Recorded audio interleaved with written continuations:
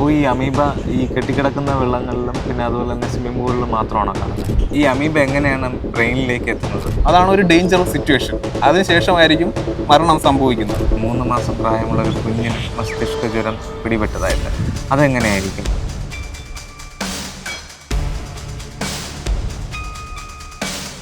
ഏകദേശം ഒരു വർഷത്തിന് മുൻപ് ഇതേപോലെ നമ്പർ ഓഫ് കേസസ് കൂടുതലായിരുന്നു.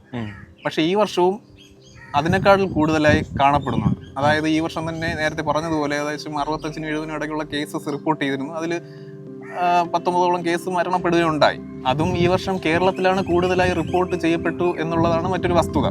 ഈ സ്വിമ്മിംഗ് പൂളിലോ അല്ലെങ്കിൽ കെട്ടിക്കിടക്കുന്ന വെള്ളത്തിലോ കുളിക്കുന്ന സമയത്ത് ഈ നൈഗ്ലേറിയ ഫൗലേറിയ എന്നൊരു അമീബ നമ്മുടെ മൂക്കിലൂടെ ബ്രെയിനിലെത്തുകയും അങ്ങനെയാണ് ഈ ഇൻഫെക്ഷൻ ഉണ്ടാകുന്നത്. അപ്പോൾ ഈ അമീബ ഈ കെട്ടിക്കിടക്കുന്ന വെള്ളങ്ങളിലും പിന്നെ അതുപോലെ തന്നെ സ്വിമ്മിംഗ് പൂളിലും മാത്രമാണോ കാണുന്നത്? അതെ, ഈ കെട്ടിക്കിടക്കുന്ന വെള്ളത്തിലും സ്വിമ്മിംഗ് പൂളിലൊക്കെയാണ് ഈ അമീബ കണ്ടുവരുന്നത്. അതുപോലെ ഒഴുക്കുള്ള വെള്ളത്തിലോ അല്ലെങ്കിൽ ഉപ്പ് വെള്ളത്തിലോ ക്ലോറിനേറ്റഡ് വാട്ടറിലോ ഒന്നും കാണപ്പെടുന്നില്ല എന്നുള്ളതാണ് വാസ്തവം. കൂടാതെ ശ്രദ്ധിക്കാനുള്ള ഒരു കാര്യം, ഏകദേശം ഒരു 10 ഡിഗ്രി സെൽഷ്യസിന് താഴെ ഈ അമീബ ജീവിക്കില്ല. അതേപോലെ ഒരു 50 or 60 ഡിഗ്രി സെൽഷ്യസിന് മേളിലും ഇത് ജീവിക്കാനുള്ള സാധ്യത കുറവാണ്, അല്ലെങ്കിൽ റീപ്രൊഡക്ഷനോ നടക്കാനുള്ള സാധ്യത വളരെ കുറവാണ്. ഈ 50 ഡിഗ്രി സെൽഷ്യസ് അല്ലെങ്കിൽ 60 ഡിഗ്രി സെൽഷ്യസിന് മേളിലാകുമ്പോൾ ഒരു 5 മിനിറ്റ് ചൂടായി കഴിഞ്ഞാൽ ഇത് നശിച്ചു പോകുന്നതാണ്. അതാണ് ഈ തണുപ്പുള്ള രാജ്യങ്ങളിൽ ഈ ഇൻഫെക്ഷനുള്ള സാധ്യത കുറവാണ്. പക്ഷേ കേരളത്തിലെ ടെമ്പറേച്ചർ അങ്ങനെ ആയതുകൊണ്ട് ഇതിന് വളരാനുള്ള സാധ്യത കൂടുതലുമാണ്. ഈ അമീബ എങ്ങനെയാണ് ബ്രെയിനിലേക്ക് എത്തുന്നത്? നേരത്തെ പറഞ്ഞതുപോലെ ഈ സ്വിമ്മിംഗ് പൂളിലോ അല്ലെങ്കിൽ കെട്ടിക്കിടക്കുന്ന വെള്ളത്തിലോ എടുത്ത് ചാടുന്ന സമയത്ത് മൂക്കിലേക്ക് വെള്ളം ഇരച്ചു കയറും. അതുവഴി മൂക്കിലോട്ട് ഈ അമീബ എത്തും. അതിനുശേഷം അവിടെ നിന്ന് ഓൾഫാക്ടറി നെർവ് വഴി നേരെ ബ്രെയിനിലോട്ട് എത്തും. ഇങ്ങനെയാണ് ഈ മൂക്ക് കഴുകുന്ന സമയത്തോ അല്ലെങ്കിൽ കുളിക്കുന്ന സമയത്തോ ഒക്കെ ഇങ്ങനെ സംഭവിക്കാം. മൂക്കിൽ വെള്ളം കയറുന്ന ഒരു സിറ്റുവേഷൻ വരുവാണെന്നുണ്ടെങ്കിൽ ആ അമീബയുടെ സാന്നിധ്യവും ആ വെള്ളത്തിലുണ്ടെങ്കിൽ ഈ മൂക്കിലെത്തുന്ന അമീബ ഓൾഫാക്ടറി നെർവ് വഴി ബ്രെയിനിലോട്ട് എത്താനുള്ള സാധ്യത വളരെ കൂടുതലാണ്. ഇങ്ങനെ ഒരു ഇൻഫെക്ഷൻ വന്നു കഴിഞ്ഞാൽ നമുക്കതെങ്ങനെ തിരിച്ചറിയാൻ പറ്റും? ഇത് നമുക്ക് ഇനിഷ്യലി തിരിച്ചറിയാനായിട്ട് വളരെ പ്രയാസമായിരിക്കും. അതായത് ഏതൊരു ഇൻഫെക്ഷൻ വന്നാലും വരുന്ന ഒരു പനി അല്ലെങ്കിൽ തലവേദന, വോമിറ്റിംഗ്, ഇങ്ങനെയൊക്കെ ആയിരിക്കും ആദ്യം കാണിക്കുന്ന ലക്ഷണങ്ങൾ. പക്ഷേ ഇത് ചില മണിക്കൂറുകൾ കഴിയുമ്പോൾ തലവേദനയുടെ കാഠിന്യം കൂടും, ശക്തമായ വോമിറ്റിംഗ് അല്ലെങ്കിൽ തലവേദന, ഫീവർ, ഇങ്ങനെ ആ ഒരു സിറ്റുവേഷനിലോട്ട് മാറും. അതിനുശേഷം ഇതിൻ്റെ കാഠിന്യം വീണ്ടും കൂടി വരുന്നതായിട്ട് കാണാം. ചിലപ്പോൾ ബോധം പോകുന്ന ഒരവസ്ഥയോ അല്ലെങ്കിൽ കൺഫ്യൂഷൻ, ഡിസോറിയൻറ്റേഷൻ, ഫിറ്റ്സ്, അതേപോലെയൊക്കെ വരാം. അതുപോലെ നെക്കിൽ, അതായത് കഴുത്തിന് ചുറ്റും ഒരു സ്റ്റിഫ്നെസ് ഫീൽ ചെയ്യാം. അതിനുശേഷം കോമയിലോട്ടും പോവാം. അതാണ് ഒരു ഡേഞ്ചറസ് സിറ്റുവേഷൻ. അതിനുശേഷമായിരിക്കും മരണം സംഭവിക്കുന്നത്.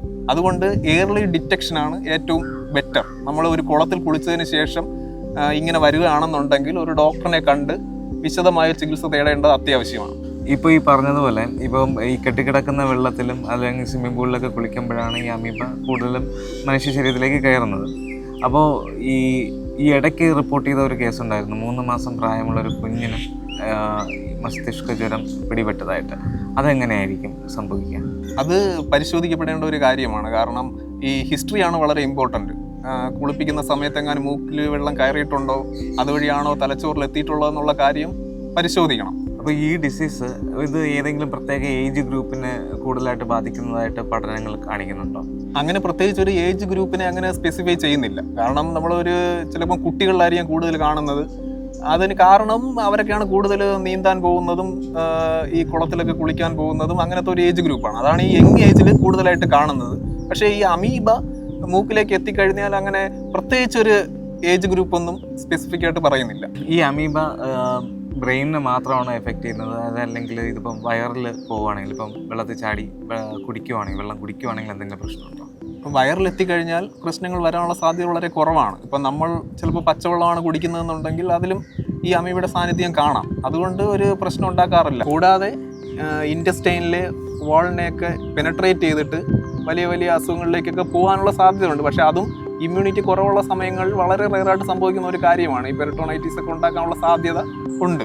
ഇത് അമീബ കൊണ്ടുള്ള ഇൻഫെക്ഷൻ ആണെന്ന് കൺഫേം ചെയ്യാൻ വേണ്ടിയിട്ട് എന്തെങ്കിലും ടെസ്റ്റുകളുണ്ടോ? നമുക്ക് ഈ പറയുന്ന മെനിഞ്ചോ എൻസെഫലൈറ്റിസ് വരാനായിട്ട് അമീബ കൊണ്ടുവരാം, വൈറൽ ഇൻഫെക്ഷൻ ആയിട്ട് വരാം, ബാക്ടീരിയ കൊണ്ടുവരാം. അപ്പോൾ ഇതിനെല്ലാത്തിനും ആദ്യം ഘട്ടമെന്ന് പറയുന്നത് നമ്മൾ ഒരു CTO MRIയോ എടുത്ത് നോക്കും. അതായിരിക്കും ആദ്യത്തെ സ്റ്റെപ്പ്. അതിനുശേഷം ഈ ഒരു കൺഫർമേറ്ററി ടെസ്റ്റ് എന്ന് പറയുന്നത് ലംബാർ പങ്ചറാണ്. അതായത് CSF എന്ന് പറയുന്ന ഫ്ലൂയിഡിനെ ടെസ്റ്റ് ചെയ്താൽ മാത്രമേ ഈ അമീബിക് എൻസെഫലൈറ്റിസ് നമുക്ക് അറിയാൻ പറ്റുമോ? ഇത് തടയാൻ വേണ്ടിയിട്ട് എന്തെങ്കിലും മുൻകരുതലുകളോ എന്തെങ്കിലും പ്രിക്കോഷൻസ് എന്തെങ്കിലും ഉണ്ടോ? പ്രത്യേകം ശ്രദ്ധിക്കാനുള്ള ഒരു കാര്യം, നമ്മൾ അറിയാത്ത സ്ഥലമാണെന്നുണ്ടെങ്കിൽ അവിടെ ഇറങ്ങാതിരിക്കുന്നതാണ് നല്ലത്. അല്ലെങ്കിൽ നമ്മൾ സ്വിമ്മിംഗ് പൂളിലൊക്കെ ഇറങ്ങുവാണെങ്കിൽ തന്നെ അവിടെ ക്ലോറിനേറ്റഡ് വാട്ടർ ആണെന്നുള്ള കാര്യം ഉറപ്പുവരുത്തണം. കൂടാതെ കുട്ടികളെയൊക്കെ കുളിപ്പിക്കുന്ന സമയത്ത് മൂക്കിൽ വെള്ളം കയറാത്ത രീതിയിൽ തന്നെ കുളിപ്പിക്കാൻ പ്രത്യേകം ശ്രദ്ധിക്കണം. ഈ അടുത്തിടെ വന്ന ഒരു റിപ്പോർട്ട് അനുസരിച്ച് ഏകദേശം 97% ആണ് ഇതിൻ്റെ ഗ്ലോബൽ മോർട്ടാലിറ്റി റേറ്റ്. അതുകൊണ്ട് തന്നെ ഇതിനെ വളരെ ഗൗരവമായി തന്നെ കാണേണ്ട ഒരു വിഷയം തന്നെയാണ്. മുൻകരുതലുകൾ എടുക്കണം എന്നുള്ളതാണ് പ്രധാനപ്പെട്ട കാര്യം.